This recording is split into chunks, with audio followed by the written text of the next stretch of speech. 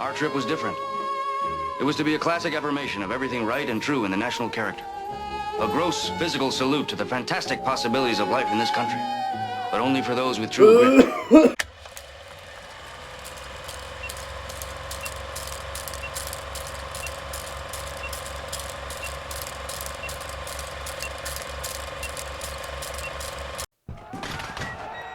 America, land of the free, home of the brave, home to over 330 million Americans, my personal favorites being Donald Trump, Joe Biden, Alec Baldwin, Drake Bell, Travis Scott, and many more.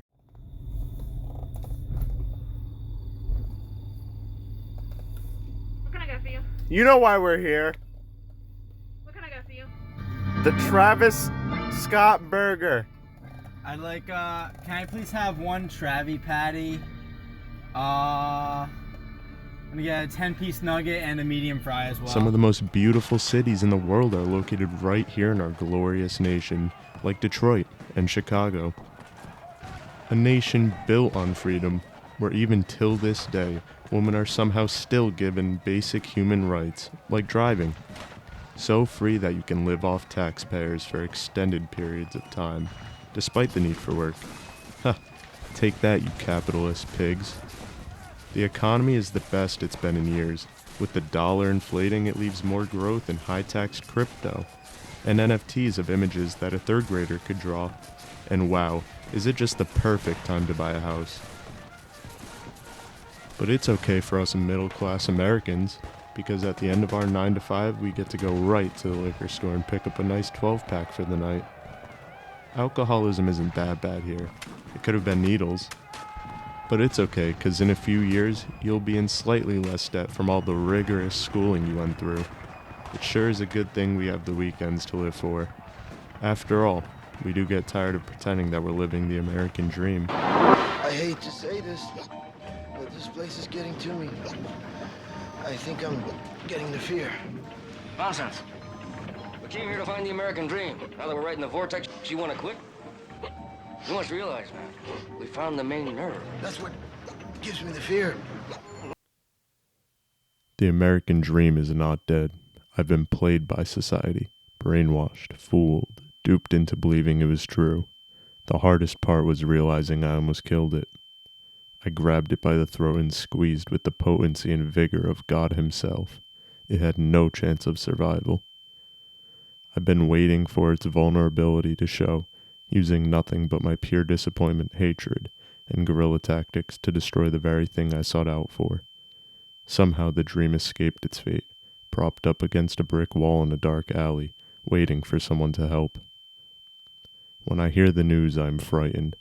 Frightened for what I did, and for what I'm going to do with the rest of my life.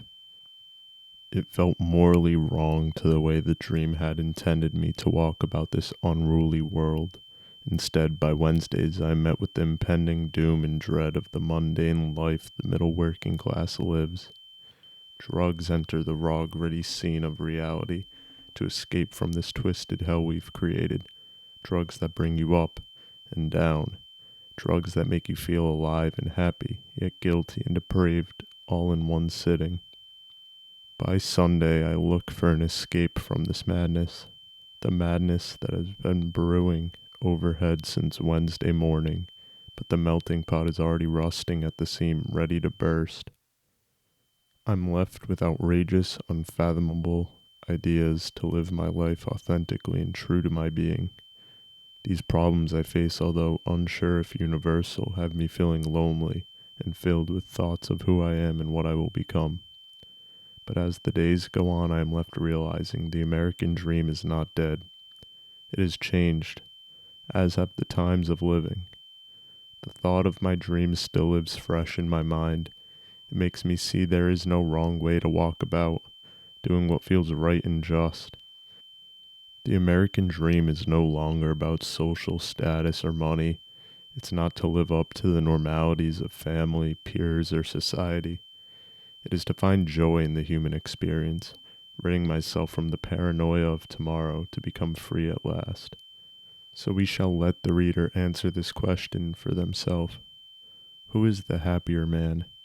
He who has braved the storm of life and lived, or he who has stayed securely on shore and merely existed?